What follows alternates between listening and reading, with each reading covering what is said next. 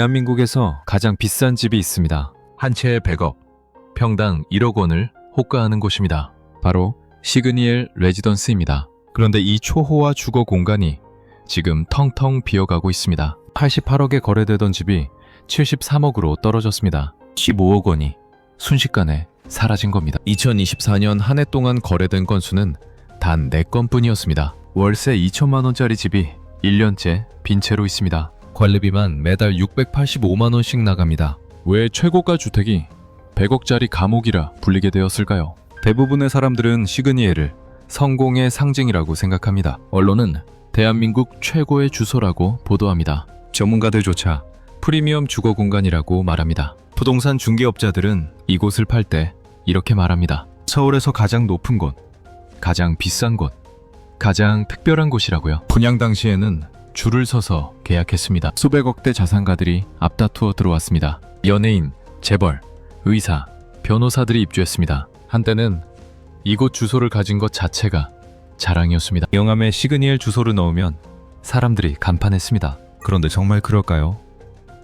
진실은 전혀 다릅니다. 놀라운 반전이 숨어 있습니다. 오늘 이 영상에서는 시그니엘의 진실을 밝히겠습니다. 화려한 외관 뒤에 숨겨진 구조적 문제들을 낱낱이 파헤칠 겁니다. 당신이 알고 있던 모든 게 틀렸습니다. 이걸 모르면 당신은 계속 속습니다. 끝까지 보십시오. 당신의 부동산 투자 관점이 완전히 달라질 겁니다. 시그니엘 레지던스는 롯데월드타워 42층부터 71층까지 자리 잡은 초고급 주거 공간입니다. 지상 500m 높이입니다. 서울 전체가 발밑에 보입니다. 남산타워도, 북한산도, 한강도 다 보입니다. 날씨 좋은 날에는 인천 앞바다까지 보인다고 합니다. 롯데호텔의 컨시어지 서비스가 제공됩니다. 컨시어지 서비스란 호텔처럼 입주민의 각종 요청을 대신 처리해주는 서비스를 말합니다.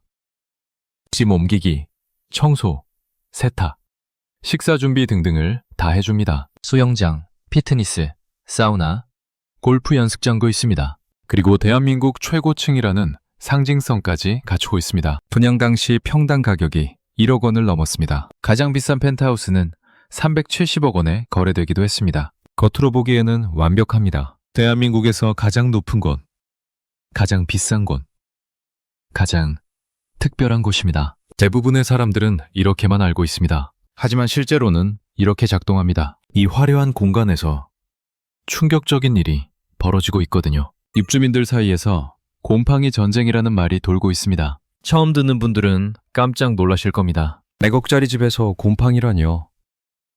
말도 안 된다고 생각하실 겁니다. 하지만 사실입니다. 벽지 모서리에 검은 곰팡이가 피어납니다. 창문 틀 주변에는 물방울이 맺힙니다. 이걸 결로 현상이라고 부릅니다. 쉽게 말하면 이런 겁니다. 실내외 온도 차이 때문에 차가운 유리창 표면에 수증기가 물방울로 변하는 겁니다. 마치 여름에 찬 음료수컵 표면에 물방울이 맺히는 것과 같은 원리입니다. 겨울철이면 유리창 전체가 뿌옇게 흐려집니다. 그 물기가 벽을 타고 흘러내립니다. 벽지가 젖습니다. 벽지 안쪽에 곰팡이가 생깁니다. 처음에는 작은 점 하나였습니다. 그런데 시간이 지나면서 점점 커집니다. 한 달이 지나면 손바닥만해집니다. 석 달이 지나면 벽 전체로 퍼집니다. 냄새도 납니다. 퀴퀴한 냄새가 방 안에 가득합니다. 100억짜리 집에서 왜 이런 일이 벌어지는 걸까요?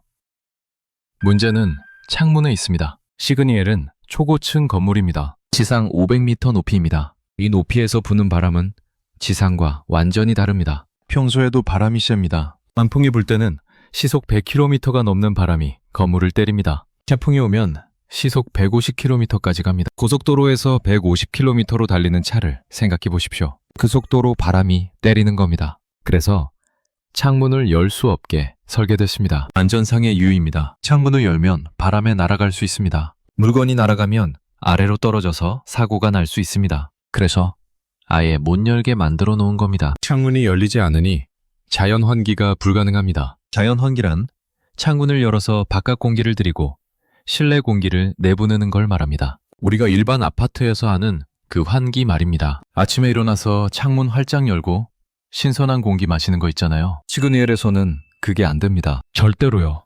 평생 창문을 못 엽니다. 그럼 어떻게 환기를 할까요?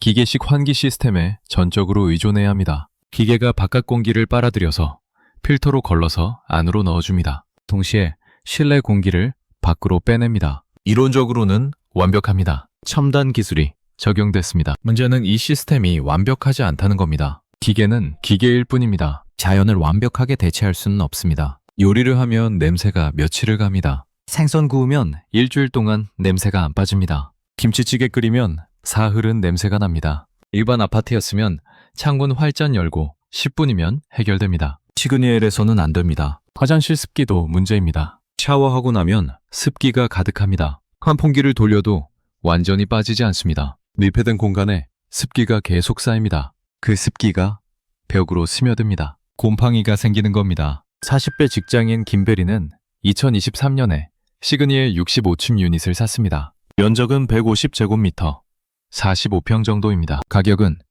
65억이었습니다. 자기 돈은 25억이었습니다. 나머지 40억은 대출을 받았습니다. 금리는 연 4.5%였습니다. 한 달 대출이자가 1,500만 원이었습니다. 여기에 관리비 600만 원을 더하면 한 달에 2,100만 원이 나갔습니다. 김배리, 연봉이 1억 5천만 원이었습니다. 세후 실수령액이 월 1,000만 원 정도였습니다. 대출이자와 관리비만 내면 돈이 모자랐습니다. 아내도 일을 했습니다. 아내가 월 500만 원 벌었습니다. 둘이 합쳐서 겨우 생활했습니다.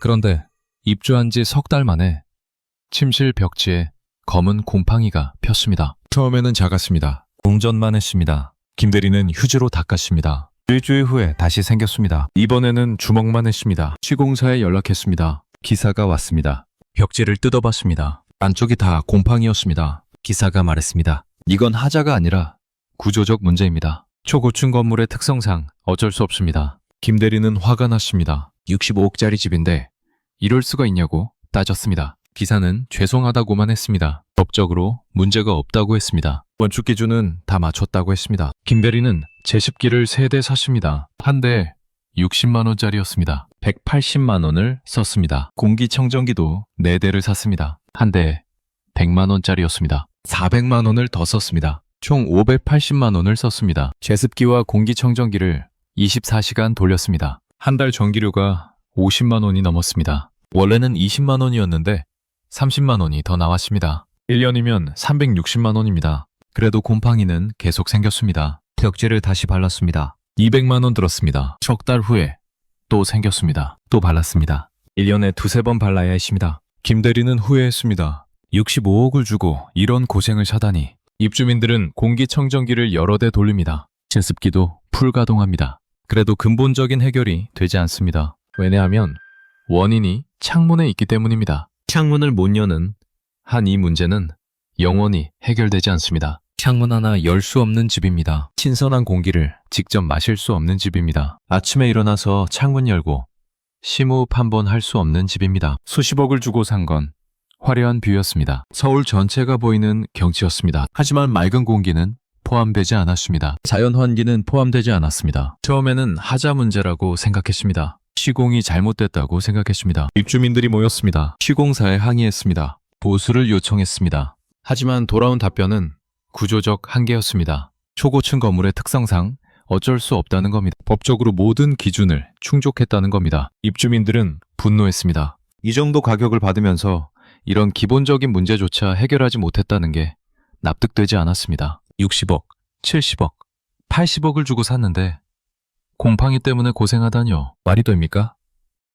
지금 시그니엘 내부 커뮤니티에서는 집단 소송을 논의하는 목소리도 나옵니다. 변호사를 선임하자는 의견도 있습니다. 하지만 법적으로 승산이 높지 않다는 의견도 있습니다. 왜냐하면 애초에 건축 허가와 설계 단계에서 모든 게 법적 기준을 충족했기 때문입니다. 이 진실이 알려지지 않은 이유는 간단합니다. 기업 입장에서는 화려한 이미지를 유지하는 게 유리하기 때문입니다. 여기서 더 중요한 건 가격 폭락입니다. 곰팡이 문제는 단순한 불편함에서 끝나지 않았습니다. 실제 가격 하락으로 이어졌거든요. 시그니엘 레지던스의 실거래가를 보면 그 추락이 선명합니다. 숫자는 거짓말을 하지 않습니다. 시장은 냉정합니다. 2023년에 88억 원에 거래되던 호실이 있었습니다. 60층대 160제곱미터짜리 유닛이었습니다. 당시만 해도 시그니엘은 여전히 인기가 있었습니다. 매물이 나오면 바로 팔렸습니다. 가격도 잘 받았습니다. 비슷한 면적의 유닛이 2024년에는 73억 원에 거래됐습니다. 같은 층수, 같은 면적인데 15억 원이 떨어진 겁니다. 15억이 증발한 겁니다. 15억이면 어느 정도 돈일까요? 서울 외곽 일산이나 분당에 30평대 아파트 한 채 값입니다. 강남 구축 아파트도 살 수 있습니다. 그 정도의 자산이 1년 사이에 사라진 겁니다. 주인은 누구였을까요? 50대 건설업자였습니다. 2022년에 90억을 주고 샀습니다. 2023년에 개인 사정으로 팔려고 내놓았습니다. 88억에 팔았습니다. 2억 손해였습니다. 그래도 그때는 그나마 나았습니다. 만약 2024년에 팔았다면 73억밖에 못 받았을 겁니다. 17억 손해였을 겁니다. 1년 차이로 15억이 더 날아갔을 뻔한 겁니다. 물론 부동산 시장 전체가 조정기에 들어간 영향도 있습니다. 금리가 올랐습니다. 2022년에 연 1.5%였던 기준금리가 2023년에는 3.5%까지 올랐습니다. 2024년에는 3.5%를 유지했습니다. 금리가 오르면 부동산 가격은 떨어집니다. 대출이자가 올라가니까 집을 사기 어려워지기 때문입니다. 하지만 같은 시기 한남동이나 청담동의 초고급 주택들은 어땠을까요? 가격이 유지되거나 오히려 올랐습니다. 나인원 한남은 2024년에 250억에 거래됐습니다. 역대 최고가였습니다. 에테르노 청담도 가격이 올랐습니다. 같은 고가 주택인데 시그니엘만 유독 떨어진 겁니다. 왜 그럴까요?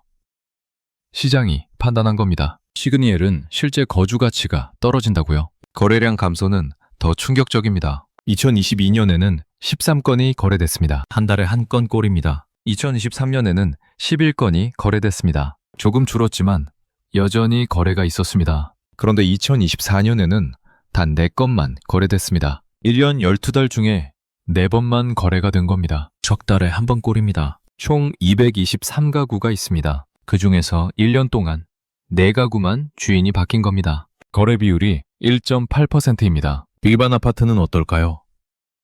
강남 아파트 평균 거래 비율이 5%에서 8%입니다. 시그니엘은 그것의 3분의 1도 안 됩니다. 왜 이렇게 거래가 안 될까요? 사려는 사람이 없기 때문입니다. 파려는 사람은 많은데 사려는 사람이 없습니다. 수요와 공급의 법칙입니다. 수요가 없으면 가격이 떨어집니다. 50대 자영업자 박 사장은 2022년에 시그니엘을 90억에 샀습니다. 170제곱미터, 51평짜리였습니다. 55층이었습니다. 박 사장은 강남에서 부동산 중개업을 30년 했습니다. 돈을 많이 벌었습니다. 은퇴하면서 시그니엘을 샀습니다. 평생 꿈이었습니다. 자기 돈 60억에 대출 30억을 받았습니다. 금리는 연 3.5%였습니다. 한 달 이자가 750만 원이었습니다. 관리비는 600만 원이었습니다. 합쳐서 한 달에 1,350만 원이 나갔습니다. 박 사장은 2025년 지금 매물로 내놓았습니다. 처음에는 90억을 원했습니다. 산 가격 그대로 받으려고 했습니다. 석 달 동안 연락이 없었습니다. 가격을 85억으로 낮췄습니다. 5억을 깎은 겁니다. 2달 더 기다렸습니다. 여전히 연락이 없었습니다. 80억으로 또 낮췄습니다. 10억 손해를 감수한 겁니다. 그래도 연락이 안 왔습니다. 박 사장은 초조해졌습니다. 대출이자가 계속 나가고 있었습니다. 관리비도 나갔습니다. 한 달에 1,350만 원씩요. 석 달이면 4천만 원입니다. 1년이면 1억 6천만 원입니다. 박 사장은 가격을 75억까지 낮췄습니다. 15억 손해를 보는 겁니다. 여전히 침묵입니다. 더 심각한 건 월세 시장입니다. 시그니엘은 법적으로 오피스텔입니다. 오피스텔은 주거와 업무를 겸할 수 있는 건물입니다. 아파트와 달리 전세나 월세 계약이 더 자유롭습니다. 단기 임대도 가능합니다. 한 달 단위로도 계약할 수 있습니다. 한때 시그니엘 월세가 엄청났습니다. 월세 2천만 원 이상에도 입주자가 줄을 섰습니다. 재벌 자녀들이 부모 돈으로 빌렸습니다. 외국인 기업 임원들도 회사 돈으로 빌렸습니다. 연예인들도 빌렸습니다. 유튜버들도 한두 달씩 빌려서 촬영했습니다. 실제로 150제곱미터 기준 월세가 2,200만 원이었습니다. 관리비 300만 원을 더하면 매달 2,500만 원이 나가는 구조입니다. 그런데 지금은 이 가격에도 입주자를 구하기 어렵습니다. 한 유닛은 1년째 비어 있습니다. 주인은 월세를 2,200만 원에서 2천만 원으로 낮췄습니다. 그래도 안 들어옵니다. 1,800만 원으로 또 낮췄습니다. 여전히 비어 있습니다. 1,500만 원까지 낮추면 어떨까 고민 중입니다. 왜 이렇게 됐을까요? 입주를 고려하던 사람들 사이에 시그니엘 리스크가 퍼졌기 때문입니다. 곰팡이 문제가 입소문을 탔습니다. 환기가 안 된다는 소문도 돌았습니다. 배달 음식 받으러 로비까지 내려가야 한다는 불편함도 알려졌습니다. 관리비가 700만 원 가까이 나온다는 것도 퍼졌습니다. 그리고 브랜드 이미지 문제까지 여러 악재가 겹쳤습니다. 집주인들은 진퇴양난에 빠졌습니다. 월세를 더 낮추면 어떻게 될까요? 임대료 수준이 공식 기록으로 남습니다. 부동산 거래 시스템에 등록됩니다. 그러면 자산 가치 평가에 악영향을 미칩니다. 은행에서 담보대출을 받을 때 이 기록을 봅니다. 월세가 낮으면 집값도 그에 맞춰 평가됩니다. 결국 손해입니다. 그래서 차라리 공시를 택하는 집주인도 있습니다. 돈을 못 버는 게 낫지. 자산 가치가 떨어지는 것보다는 낫다는 겁니다. 부동산 전문가들은 이를 깡통 전조 현상이라고 부릅니다. 깡통이 뭘까요? 쉽게 말하면 이런 겁니다. 집값보다 대출금이 더 많은 상태입니다. 집을 팔아도 대출을 다 못 갚는 상태를 말합니다. 더 무서운 건 관리비 함정입니다. 시그니엘의 또 다른 문제는 관리비입니다. 실제 관리비 명세서를 보면 놀라운 숫자가 나옵니다. 외형평수 기준으로 월 685만 원입니다. 700만 원에 가까운 돈이 매달 관리비로 나갑니다. 1년이면 8,220만 원입니다. 이 돈이면 뭘 할 수 있을까요? 서울 외곽에서 월세 50만 원짜리 원룸에 1년 넘게 살 수 있는 금액입니다. 강남 오피스텔 월세도 낼 수 있습니다. 중형차 한 대 값입니다. 그런데 이게 매달 나간다는 겁니다. 왜 이렇게 비쌀까요? 시그니엘은 단순한 주거 공간이 아닙니다. 롯데호텔과 연결된 서비스가 포함됩니다. 컨시어지 서비스가 있습니다. 수영장이 있습니다. 50m 길이의 실내 수영장입니다. 피트니스가 있습니다. 사우나도 있습니다. 골프 연습장도 있습니다. 라운지도 있습니다. 독서실도 있습니다. 키즈룸도 있습니다. 게스트하우스도 있습니다. 이 모든 시설을 유지하려면 돈이 듭니다. 직원 인건비가 제일 큽니다. 컨시어지 직원만 10명이 넘습니다. 청소 직원도 있습니다. 경비 직원도 있습니다. 시설 관리 직원도 있습니다. 수영장 관리 직원도 있습니다. 다 합치면 50명이 넘는 직원이 일합니다. 호텔 주거를 표방한 만큼 호텔 수준의 관리가 들어갑니다. 인건비, 시설 유지비, 청소비, 전기료, 수도료, 냉난방비 등이 모두 포함됩니다. 이걸 입주민들이 나눠서 냅니다. 223가구가 나눕니다. 평수에 따라 다릅니다. 큰 평수일수록 많이 냅니다. 그런데 이 서비스가 과연 685만 원의 가치가 있느냐는 의문이 제기됩니다. 입주민들 사이에서 불만이 나오는 부분입니다. 60대 은퇴자 이사장은 시그니엘에 2년째 살고 있습니다. 160제곱미터 유닛입니다. 관리비로 지금까지 1억 6천만 원을 냈습니다. 2년 동안 매달 685만 원씩 낸 겁니다. 그런데 실제로 사용하는 서비스는 거의 없습니다. 수영장은 1년에 두세 번 갑니다. 여름에만 가끔 갑니다. 피트니스는 집에 운동기구가 있어서 안 갑니다. 러닝머신이랑 아령을 집에 사놨습니다. 골프 연습장도 1년에 한두 번 갑니다. 골프는 실외에서 치는 게 좋으니까요. 컨시어지 서비스도 한 달에 한두 번 정도만 씁니다. 택배 받을 때나 청소 부탁할 때 씁니다. 라운지는 거의 안 갑니다. 독서실도 안 갑니다. 키즈룸은 아이가 없으니까 당연히 안 갑니다. 결국 매달 685만 원 중에서 실제 본인이 활용하는 가치는 얼마일까요? 이사장은 계산해 봤습니다. 100만 원도 안 됩니다. 나머지 585만 원은 그냥 건물 유지비로 나가는 겁니다. 가장 대표적인 불만이 배달 음식 문제입니다. 일반 아파트에서는 배달원이 현관까지 옵니다. 초인종 누르면 문 열어주면 됩니다. 간단합니다. 하지만 시그니엘에서는 보안 문제로 배달원 출입이 제한됩니다. 밤 10시 이후에는 배달기사가 아예 건물에 들어올 수 없습니다. 그럼 어떻게 해야 할까요?